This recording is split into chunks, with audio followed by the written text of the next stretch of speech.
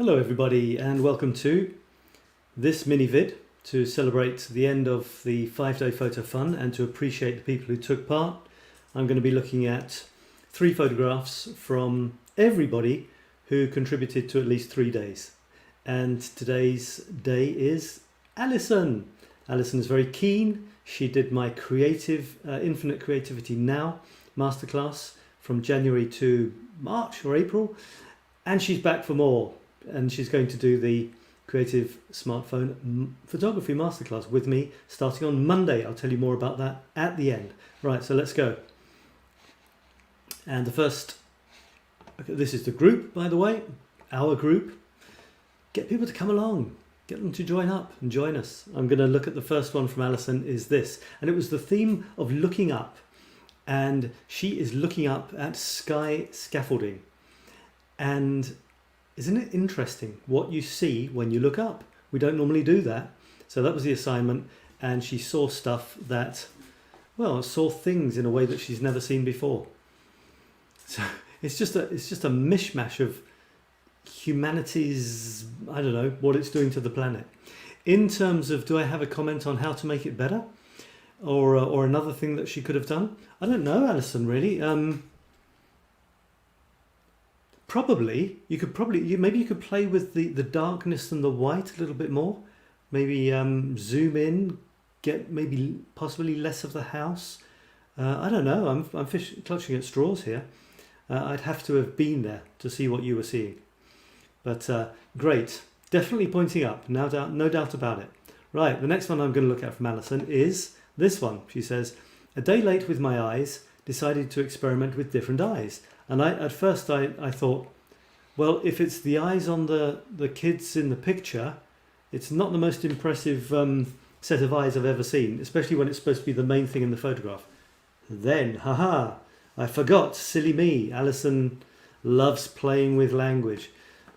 So there they are. There are 2 eyes in the needles. So there are actually 3 pairs of eyes in this photograph.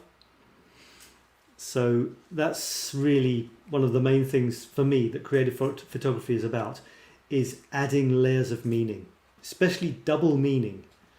There's visual puns. It's just one of the most wonderful aspects of taking photographs. So she's done it. In terms of what could be improved or, things to think about, well, hardly anything sharp except maybe the bottom of the reel of thread. You can see the words cotton thread are actually going fuzzy. This thing where it says silco is almost coming on for being sharp, but even that's not sharp. There could have been many reasons for that. We explore all sorts of reasons for this and ways to get what you want to be sharp, sharp, what you don't want to be sharp, not sharp, and to what degree in the masterclass. So Alison, you're going to have a great fun with that, because looking at this, the eyes of the needle, for me, that I almost said should. Look, it's up to you, it's your photographs, but you need to know what the tools are. Sharpness and not sharpness is a very powerful tool. What's in focus and what isn't. It's vital, because, well, I won't go into it here. I would have had those needle eyes really sharp, really sharp. So the last one from Alison is going to be, I think it was the one that I chose as the photo of the day, or 6 of the best. And it's this one here. The thing that struck me about this was really fascinating. I found this because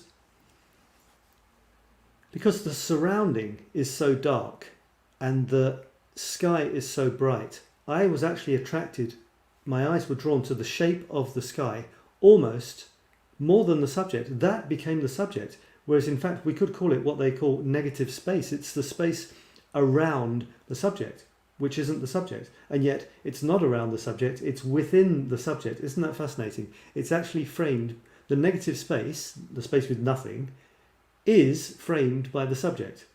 So it kind of flips it on its head, the framed negative space, the sky, which normally surrounds the subject, has become the subject for me. It doesn't have to. You could still consider that the subject is the buildings and stuff, the very old buildings, but that's a very interesting thing, isn't it? The eye is automatically drawn to what is bright in the shot, and that is a very powerful concept to have as part of our armoury, and it's certainly something we talk about in the famous masterclass, which I will now tell you about. Thanks so much, Alison, for being part of the 5-day photo fun.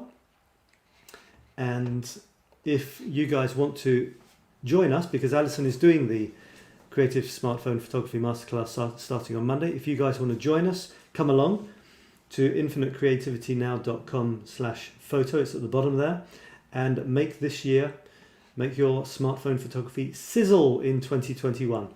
Starting on Monday, here's another couple of visuals, from sad snaps to incredible images, and I'm not joking.